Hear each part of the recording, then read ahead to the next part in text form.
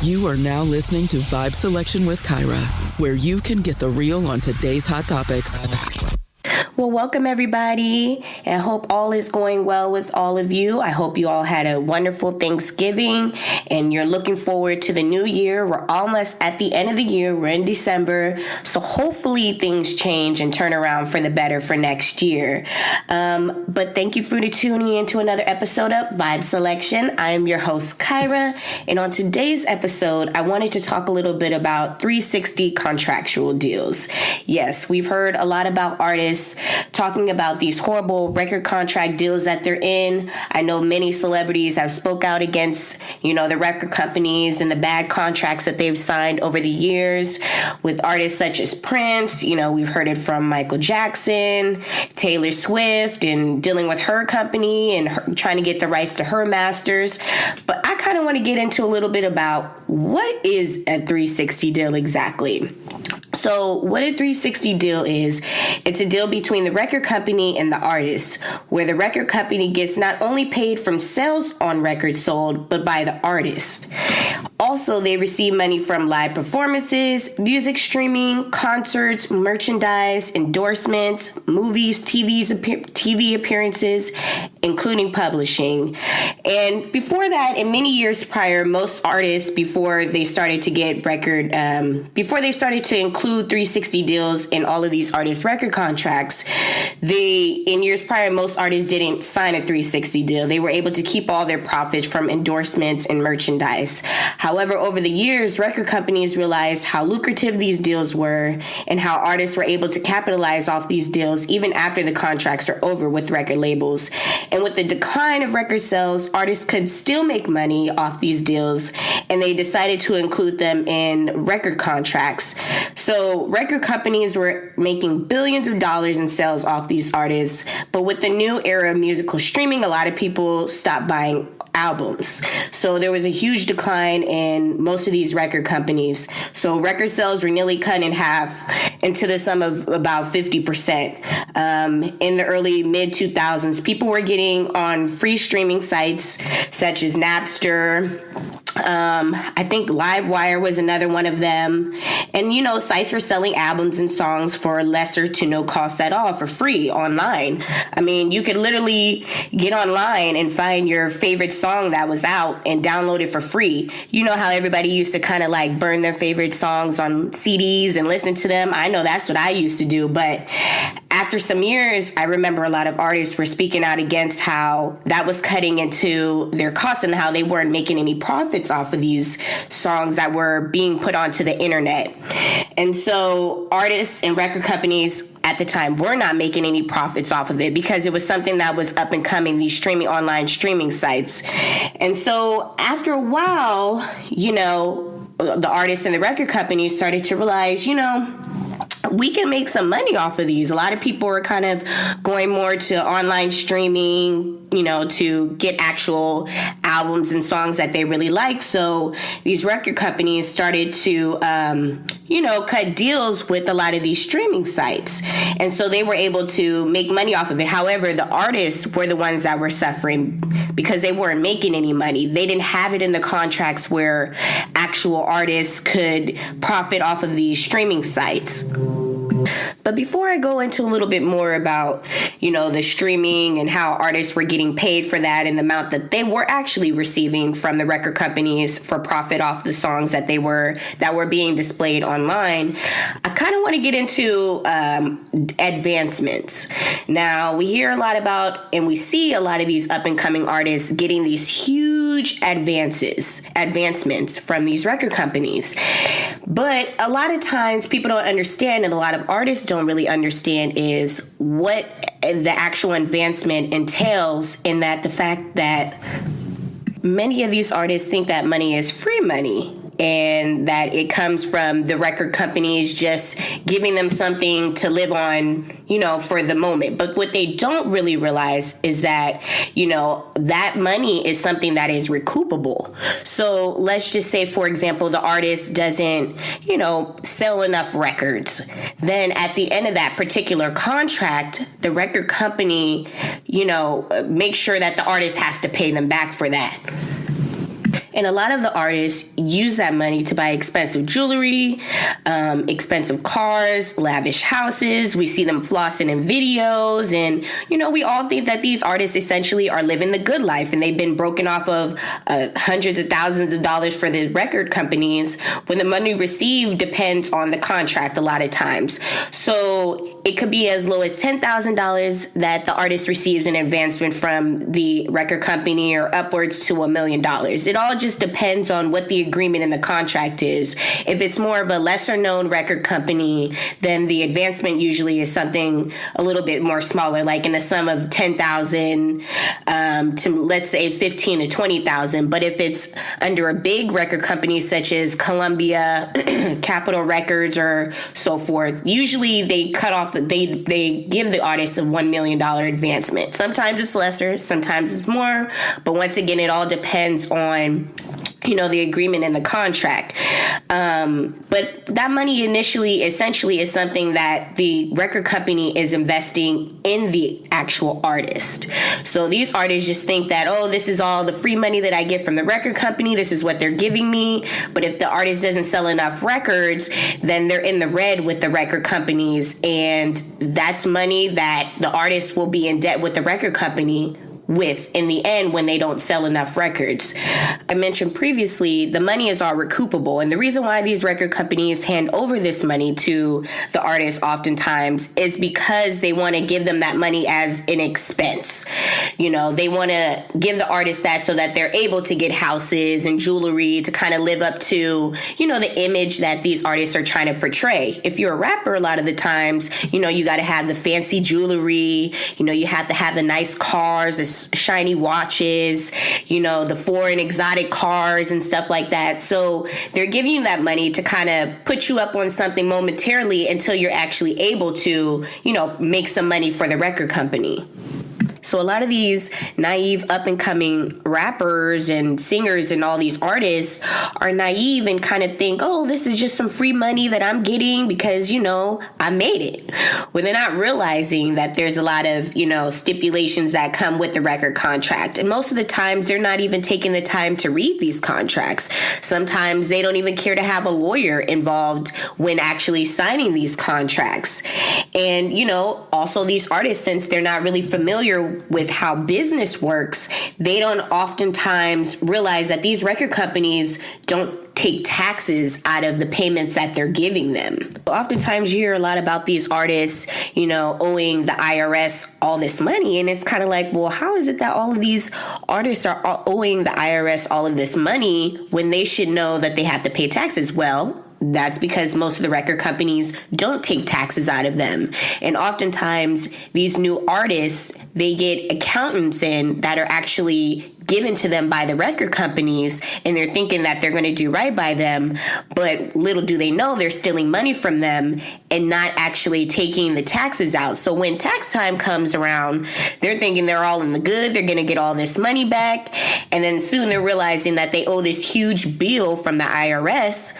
But they're realizing when they're looking at their account, since they've been spending all this money in strip clubs or, giving this money away to family and friends and all this stuff, that they don't have enough money to pay back this money to the IRS. And depending on whether or not they're able to sell records, then, they're in debt and they have no means of actually paying back the IRS. So this is why a lot of times you hear about a lot of artists being in debt, because they don't have the proper people behind them, essentially. So let's just say that, the artists, they get their advancement, they start making their album, and the music that they put out is not selling. So once they realize that the songs that they're putting out or the albums that they put out are not selling, they soon realize that, they're in debt with the record companies because they're not able to sell any records. The record companies that gave them that $10,000 or $1 million advancement are now in debt. And let's just say the record company has spent $2 million in total, including the advancement that they gave them for funding to make the actual album. That includes, paying for marketing, paying for promotion, paying for touring expenses, whether or not the artist actually has this big entourage that's following behind them, which most rappers do. They have a big entourage. Well, all of that isn't free. These people aren't following behind you just for the fun of it. They're following behind you because it's not only is it an image that you have to keep up because you're an artist or a rapper or R&B singer who has a hairstylist, a wardrobe stylist, a makeup artist. All of these people are not free. Even the entourages that you see trailing behind these rappers, these guys, when they're going on tour with these particular people, these artists, they have to pay for their hotel expenses. These guys don't have any money to do that. So the artists have to fund all of that. They have to fund all the food that they're eating, the travel expenses, the expenses in buying things for them, such as clothes or whatever it may be. These artists, that comes out of their pocket. So all of this stuff essentially pretty much adds up after a while. And it also depends on the type of videos that they make. Where you see artists like Chief Keef, who you can tell when he makes his videos, he's often making them at someone's house, and, they don't really have, he usually has video girls in his videos, but, it's not extravagant like some rappers' videos where you see all these exotic cars and stuff like that. It's just a bunch of dudes that ain't got no shirt on shooting a video at their house. But a lot of other rappers, they go a little bit more extravagant with it. They got the foreign cars in the videos. They have the mansions. They have the hot girls. And it's usually more than one girl, which starts to be a little bit costly. Plus, you got to consider the location. So all of these things add up after a while. And if the artist isn't able to sell any records, then that's money that they're more in debt with the record company with. Then you have to consider how some of these rappers aren't actually writing a lot of their rhymes. Sometimes these rappers have ghostwriters. So all of that comes out of the, record companies' payments that they're giving to the artists. That all comes out of their contract. So these artists have to pay their ghostwriters to write all these songs for them. That's going to start to get a little expensive, especially if you want the best ghostwriters to write rhymes for you. And then you have to consider that, the person who's your engineer or your producer, all of that money costs a lot of money essentially as well. So all of that comes out of the artist's record contract. And so let's just say they don't sell any records. The album that they came out with is a huge flop. The record companies will oftentimes just shelve the next project. So an artist may sign a 4-album deal and the album's a complete flop. A lot of times the record companies will say to themselves, well, since you weren't able to sell the first time, how am I going to trust that, you're able to put out for the next time? We spent $2-3 million on you, not including the advancement that we gave you. We gave you the top producers.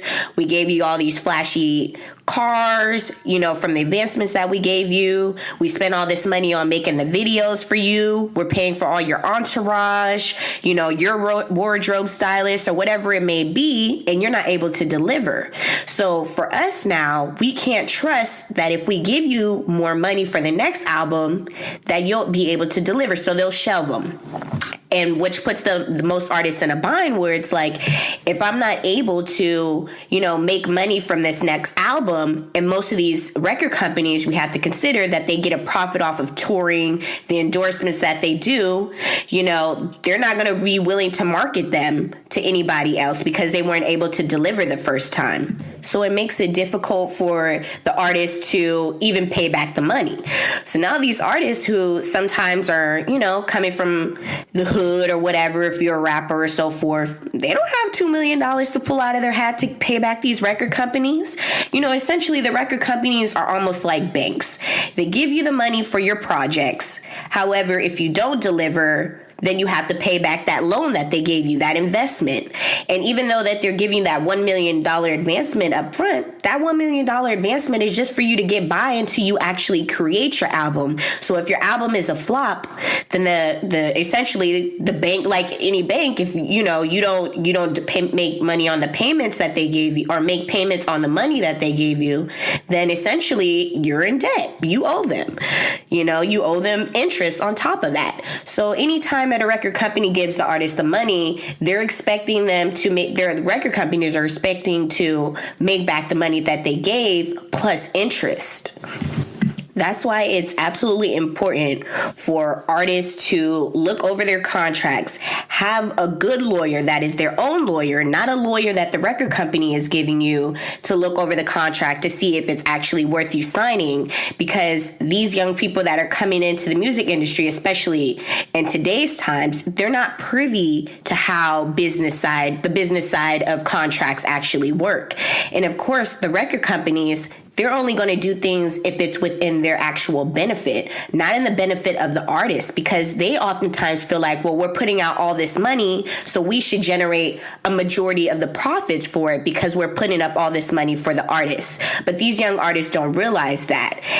But also it kind of brings into effect how these artists sometimes aren't even looking over their contracts properly because they're so hype about getting these $10,000, $1 million, advancements. And they're thinking, oh, hey, this is free money. I'm rich now. And I'm just trying to get up out the projects, or I'm just trying to get out of whatever situation that I'm in, that they're blindsided by all this money and not realizing that they're putting themselves in debt.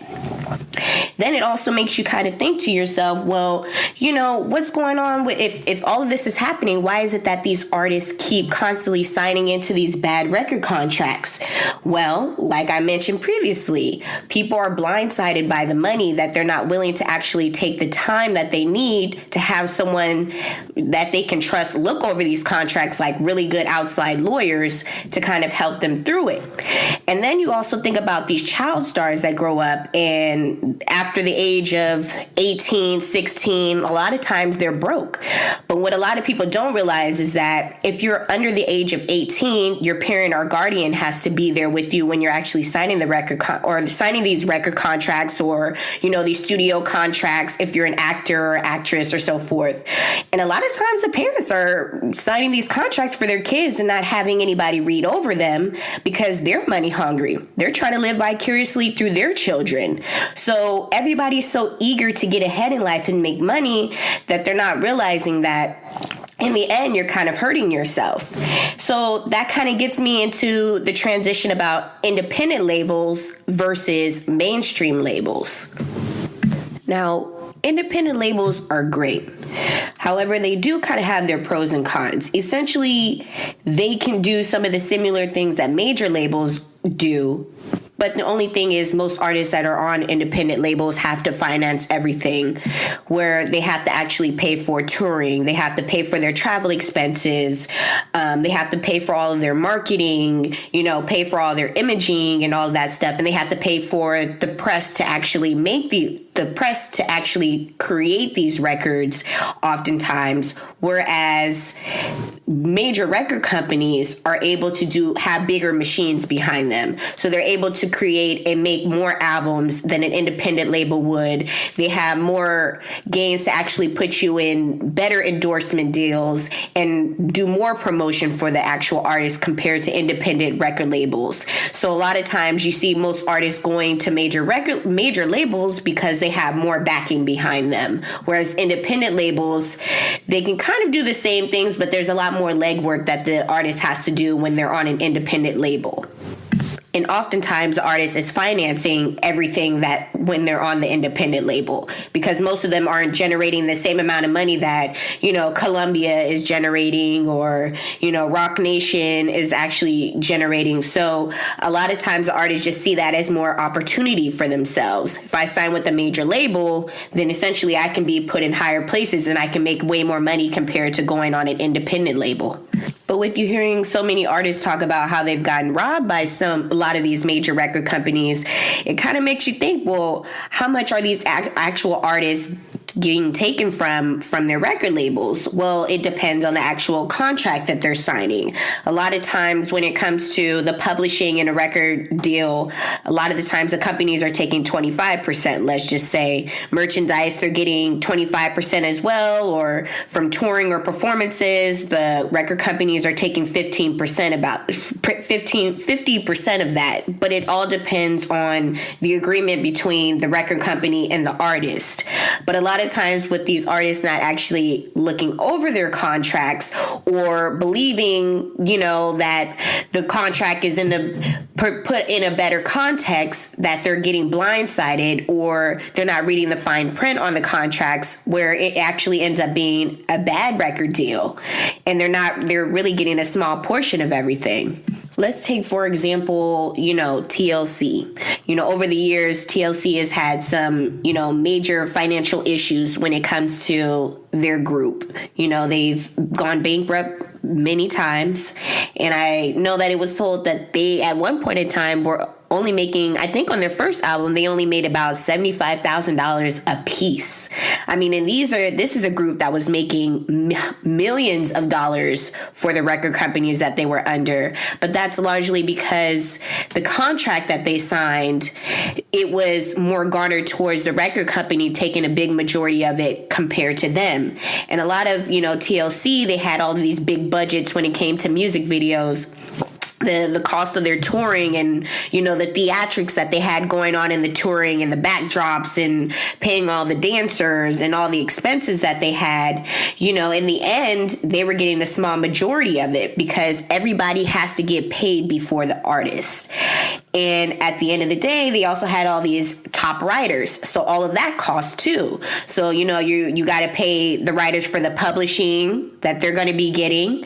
The royalties got to be paid out to these people, the producers, the touring, everything. All of that adds up, but it's not free money essentially. So, if these artists aren't able to deliver, or if they are delivering like TLC was delivering, and at the end of the day, after everybody else got paid, like Arista and Pebbles and LA Reid and all these people that had their hands in the pot, plus their record contract that they signed wasn't the best contract, even though it was a 360 deal, it was more garnered towards the record company profiting. So at the end, TLC made a small profit of that, which is very sad because, TLC is such an iconic group and they made such amazing music. And it's sad to see how a lot of times how these artists get a small fraction of it. Is it fair that the record companies take a big majority of everything and give these artists little to nothing just because they actually invested in them?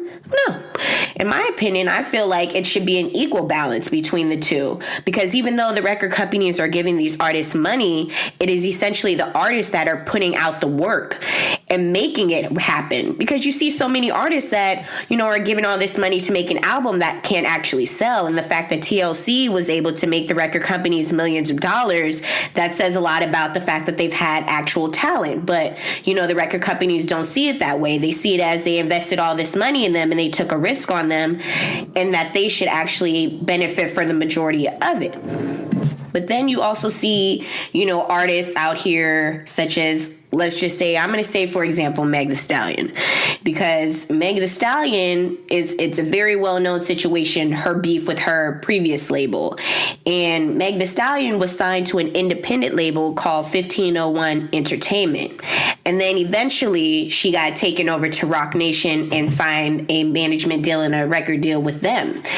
However, what Meg Thee Stallion doesn't realize is that she actually had a great record contract.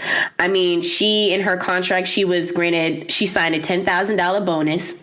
She got 40% royalty split, 50% of her publishing, 70% of her live performance, and she also was able to receive a lot of money from sponsorship and garner about, I think it was 15% of her masters, which, in these times with most 360 deals that you sign, you don't even get your masters.